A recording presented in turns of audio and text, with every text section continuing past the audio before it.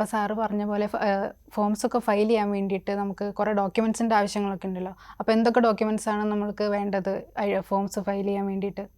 Income tax return file ചെയ്യുന്ന വ്യക്തി ആദ്യം അദ്ദേഹത്തിൻ്റെ ഇൻകം സാലറിയിൽ നിന്നോ പെൻഷനിൽ നിന്നോ ആണ് കിട്ടുന്നതെങ്കിൽ അദ്ദേഹത്തിൻ്റെ കയ്യിൽ ഫോം 16, അദ്ദേഹത്തിൻ്റെ എംപ്ലോയർ ഇഷ്യൂ ചെയ്തിരിക്കുന്ന ഫോം 16 ഇപ്പോൾ 2 തരം പാർട്ടുകളുണ്ട്, പാർട്ട് എയും പാർട്ട് ബിയും.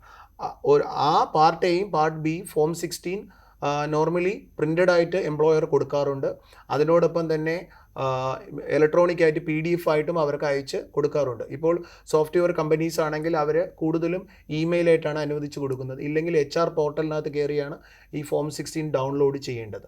ഈ ഫോം 16 അവരുടെ കയ്യിൽ കൃത്യമായിട്ടും ഉണ്ടായിരിക്കണം ഇൻകം ടാക്സ് റിട്ടേൺ ഫയൽ ചെയ്യുന്ന വേളയിൽ.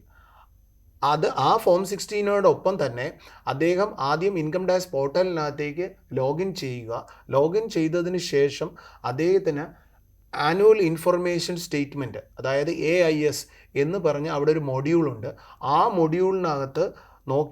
മൊഡ്യൂളിനകത്ത് ഓപ്പൺ ചെയ്ത് കഴിഞ്ഞാൽ എന്നിട്ട് ഫിനാൻഷ്യൽ ഇയർ 2024-25 എന്ന് സെലക്ട് ചെയ്യുക, ആപ്ലിക്കബിൾ ഇയർ സെലക്ട് ചെയ്ത് കഴിഞ്ഞാൽ അദ്ദേഹത്തിന് എവിടെ നിന്നൊക്കെയാണ് അദ്ദേഹത്തിന് ഇൻകം കിട്ടിയിരിക്കുന്നതെന്നും അതിനോടൊപ്പം അദ്ദേഹത്തിന് ഇൻട്രസ്റ്റ് ഇൻകം എവിടെ നിന്ന് കിട്ടിയിട്ടുണ്ട്, സേവിങ്സ് അക്കൗണ്ട് ഇൻട്രസ്റ്റ് എത്രയുണ്ട്, പോസ്റ്റ് ഓഫീസിൽ നിന്ന് എത്ര ഇൻകം കിട്ടിയിട്ടുണ്ട്, അദ്ദേഹം എത്ര രൂപയുടെ ടൈം ഡെപ്പോസിറ്റ് അല്ലെങ്കിൽ ഫിക്സഡ് ഡെപ്പോസിറ്റ് എത്ര രൂപ ഡെപ്പോസിറ്റ് ചെയ്തിട്ടുണ്ട്, അതേപോലെ അദ്ദേഹം പ്രോപ്പർട്ടി എന്തെങ്കിലും സെയിൽ നടത്തിയിട്ടുണ്ടോ, അങ്ങനെയുള്ള എല്ലാ ഇൻഫർമേഷനും അടങ്ങുന്ന ഒരു ഡോക്യുമെൻ്റ് AIS എന്ന് പറഞ്ഞ ഡോക്യുമെൻ്റാണ്.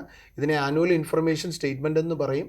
ഇതിൽ ഒരു ഡോക്യുമെൻ്റ്, അതായത് സാലറിയിൽ നിന്ന് കിട്ടുന്ന ഇൻകം, അത് അദ്ദേഹത്തിൻ്റെ തന്നെ, ആ വ്യക്തിയുടെ തന്നെ എംപ്ലോയർ മാസം തോറും അദ്ദേഹത്തിൻ്റെ സാലറിയിൽ നിന്ന് ഡിഡക്റ്റ് ചെയ്യുന്ന റിട്ടേൺ, TDS റിട്ടേൺ ആയിട്ട് ഫയൽ ചെയ്യുന്ന ഇൻഫർമേഷനാണ് ഈ AIS എന്ന് പറഞ്ഞ ഈ സ്റ്റേറ്റ്മെൻറ്റിനകത്തേക്ക് വരുന്നത്. അതേപോലെ തന്നെ അദ്ദേഹത്തിൻ്റെ ബാങ്ക് അക്കൗണ്ട് അദ്ദേഹം മെയിൻറ്റെയിൻ ചെയ്തിരിക്കുന്നത് ഏതെങ്കിലും ഒരു ബാങ്ക് ആയിരിക്കാം, ഇപ്പോൾ SBI ആയിരിക്കാം, അല്ലെങ്കിൽ ICICI ബാങ്ക് ആയിരിക്കാം. ഈ ബാങ്കിൽ സേവിങ്സ് അക്കൗണ്ട് ഇൻട്രസ്റ്റ് കിടന്നു കഴിഞ്ഞാൽ ആ ഇൻട്രസ്റ്റും ഈ പറയുന്ന AISനകത്ത് വരുന്നതാണ്. അതേപോലെ തന്നെ അദ്ദേഹം പ്രോപ്പർട്ടി വിറ്റ് കഴിഞ്ഞാൽ സബ് രജിസ്ട്രാറിൻ്റെ നിന്ന് കിട്ടുന്ന ഇൻഫർമേഷൻ അവിടെ ഉണ്ടാവാറുണ്ട്. അപ്പോൾ ഈ ഇൻഫർമേഷൻ എല്ലാം അടങ്ങുന്ന ഒരു അമൂല്യമായിട്ടുള്ള ഒരു സ്റ്റേറ്റ്മെൻറ്റാണ് AIS എന്ന് പറയുന്നത്. എന്താണ് സാർ 26AS കൊണ്ട് ഉദ്ദേശിക്കുന്നത്? 26AS എന്ന് പറഞ്ഞ statement income tax department introduce ചെയ്തത് 2010 മുതലാണ്. ഈ 26AS സ്റ്റേറ്റ്മെൻറ്റിനകത്ത് ആരൊക്കെയാണോ ആ വ്യക്തിയുടെ വരുമാനത്തിൽ നിന്ന്, സ്രോതസ്സിൽ നിന്ന് TDS പിടിക്കുന്ന, ഉദാഹരണത്തിന് ആ വ്യക്തി ഒരു സ്ഥിര നിക്ഷേപം ഒരു ബാങ്കിലേക്ക് ഡെപ്പോസിറ്റ് ചെയ്താൽ ആ സ്ഥിര നിക്ഷേപത്തിൻ്റെ നിന്ന് കിട്ടുന്ന ഇൻട്രസ്റ്റ് 40,000 മുകളിലാണ് എങ്കിൽ ആ ബാങ്ക് TDS പിടിക്കാനായിട്ട് TDS പിടിക്കുകയും 10% TDS പിടിക്കും.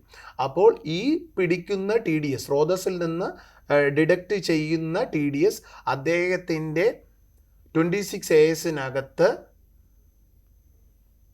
ആ പിടിക്കുന്ന ബാങ്ക് ആരാണോ ഡിഡക്റ്റ് ചെയ്യുന്ന ആ ബാങ്ക് കൃത്യമായിട്ട് അപ്ലോഡ് ചെയ്ത് അതിനകത്തേക്ക് വരുന്ന ഒരു ഡോക്യുമെൻ്റാണ് 26AS എന്ന് പറയുന്നത്. അതേപോലെ തന്നെ അദ്ദേഹം വർക്ക് ചെയ്യുന്ന എംപ്ലോയർ അദ്ദേഹത്തിൽ നിന്ന്, സാലറിയിൽ നിന്ന് അതാത് വർഷത്തെ ഇൻകം ടാക്സ് തിട്ടപ്പെടുത്തി അതും ഡിഡക്റ്റ് ചെയ്യാറുണ്ട് മന്ത്ലി ബേസിസിൽ. ആ ഡിഡക്റ്റ് ചെയ്യുന്ന ഇൻഫർമേഷനും അതിനകത്തേക്ക് TDS ഇൻഫർമേഷൻ അതിനകത്ത് വരാറുണ്ട്. അപ്പോൾ 26AS എന്നതുകൊണ്ട് ഉദ്ദേശിക്കുന്നത് ആരൊക്കെയാണോ നമ്മളിൽ നിന്ന് ടാക്സ് പിടിച്ചിട്ടുള്ളത്, ആ ടാക്സ് പിടിച്ചിട്ടുള്ള ഇൻഫർമേഷൻ അടങ്ങുന്ന ഒരു ഡോക്യുമെൻ്റാണ് ഈ 26AS മെയിൻറ്റെയിൻ ചെയ്യുന്നത്. ഇൻകം ടാക്സ് ഡിപ്പാർട്ട്മെൻറ്റിൻ്റെ തന്നെ ഒരു ഉപവിഭാഗമായ ട്രേസസ് എന്ന് പറഞ്ഞ ഒരു സ്ഥാപനമാണ്. ആ ട്രേസസിൻ്റെ കീഴിലാണ് ഇതിൻ്റെ കംപ്ലീറ്റ് മാനേജ്മെൻറ്റും മറ്റുള്ള കാര്യങ്ങളും. ടിൻ ഇൻഫർമേഷൻ സിസ്റ്റം എന്നീ പറയുന്ന സ്ഥാപനങ്ങളുടെ എല്ലാത്തിൻ്റെയും കൂടെ ഒരു സങ്കലനമാണ് ഈ 26AS എന്ന് പറഞ്ഞ ഇൻഫർമേഷൻ. ഈ ഇൻഫർമേഷൻ ഉപയോഗിക്കുന്നതിനോടൊപ്പം തന്നെ നമ്മൾ ആനുവൽ ഇൻഫർമേഷൻ സ്റ്റേറ്റ്മെൻറ്റും ഉപയോഗിച്ച് ഇത് രണ്ടും ക്രോഡീകരിച്ച് ഇതിൽ രണ്ടിലും വന്നിരിക്കുന്ന ഇൻഫർമേഷൻ കറക്റ്റാണ് എന്ന് ഉറപ്പ് വരുത്തിയിട്ട് മാത്രമേ ഇൻകം ടാക്സ് റിട്ടേണിൻ്റെ ഫൈനൽ ബട്ടൺ അമർത്തുവാൻ പാടുള്ളൂ. സാർ AISനെ കുറിച്ച് പറഞ്ഞിട്ടുണ്ടായല്ലോ, അപ്പോൾ അതിനെക്കുറിച്ച് സാറൊന്ന് വിവരിക്കുമോ? AIS എന്ന് പറയുന്ന ഇൻഫർമേഷൻ ഇന്ത്യയിൽ ലഭ്യമായി തുടങ്ങിയത് 2020-21 സാമ്പത്തിക വർഷം മുതലാണ്. AS കൊണ്ട് ഉദ്ദേശിക്കുന്നത് നമ്മളുടെ ഒരു വ്യക്തിയുടെ ടാക്സ് സംബന്ധമായിട്ടുള്ള എല്ലാ ഇൻഫർമേഷനും അതിനോടൊപ്പം തന്നെ മറ്റുള്ള ഇൻഫർമേഷൻ, അതായത് അദ്ദേഹം എവിടെയൊക്കെ ഡെപ്പോസിറ്റ് ചെയ്തിട്ടുണ്ട്, നിക്ഷേപിച്ചിട്ടുണ്ട്, അതായത് NBFCയിൽ ഡെപ്പോസിറ്റ് ചെയ്തിട്ടുണ്ടോ, നാഷണലൈസ്ഡ് ബാങ്കിൽ ഡെപ്പോസിറ്റ് ചെയ്തിട്ടുണ്ടോ, അതേപോലുള്ള മറ്റുള്ള സ്ഥലങ്ങളിൽ എവിടെയൊക്കെ ഡെപ്പോസിറ്റ് ചെയ്തിട്ടുണ്ട്, അദ്ദേഹത്തിൻ്റെ ടോട്ടൽ ബാങ്കിങ് ട്രാൻസാക്ഷൻസിൻ്റെ റിപ്പോർട്ടബിൾ ആയിട്ടുള്ള ഇൻഫർമേഷൻ, അതേപോലെ തന്നെ അദ്ദേഹം പ്രോപ്പർട്ടി വാങ്ങുകയോ വിൽക്കുകയോ ചെയ്തിട്ടുണ്ടെങ്കിൽ സബ് രജിസ്ട്രാർ ഓഫീസ് കൃത്യമായിട്ട് ഒരു പരിധിക്ക് മുകളിലുള്ള എല്ലാ ട്രാൻസാക്ഷൻസും അതിനകത്ത് റിപ്പോർട്ട് ചെയ്യുന്നതാണ്. അപ്പോൾ ഒരു AS എന്ന് പറയുന്ന ഒരു information it is equivalent to his balance sheet. So by using that form, ആ ഫോം ഉപയോഗിച്ച് കഴിഞ്ഞാൽ കൃത്യമായിട്ട് അദ്ദേഹത്തിൻ്റെ ആ വർഷത്തിൻ്റെ വരവ് എന്താണെന്നും ആ വർഷം അദ്ദേഹം എവിടെയൊക്കെയാണ് അത് യൂട്ടിലൈസ് ചെയ്തിട്ടുണ്ട് എന്നും ഒരു കൃത്യമായിട്ടുള്ള ഒരു ജനറൽ ഇൻഫർമേഷൻ കിട്ടും.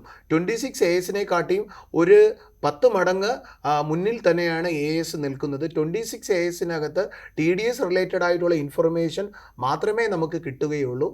ASനകത്ത് നമ്മുടെ എല്ലാ ഇൻഫർമേഷനും, നമ്മൾ ഒരു FD ഫിക്സഡ് ഡെപ്പോസിറ്റ് ഇട്ടിട്ടുണ്ടെങ്കിലോ നിക്ഷേപിച്ചിട്ടുണ്ടെങ്കിലോ അതേപോലുള്ള ഫിനാൻഷ്യൽ ട്രാൻസാക്ഷൻ്റെ അങ്ങേയറ്റം എല്ലാ ഇൻഫർമേഷനും, ക്രെഡിറ്റ് കാർഡ് പേയ്മെൻറ്റ് എത്ര രൂപ നടത്തിയിട്ടുണ്ട്, ഫോറിൻ ട്രാവൽ നമ്മൾ ചെയ്തിട്ടുണ്ട്, നമ്മുടെ TCS informations, tax collected at source, foreign exchange, നമ്മളുടെ മക്കളുടെ എന്തെങ്കിലും ഫോറിൻ എക്സ്ചേഞ്ച്, വിദേശത്ത് പഠിക്കാൻ പോകുന്ന സമയത്ത് ഫോറിൻ എക്സ്ചേഞ്ച് ഡോളർ പർച്ചേസ് ചെയ്തിട്ടുണ്ടെങ്കിൽ, so all these information is available in this annual information statement.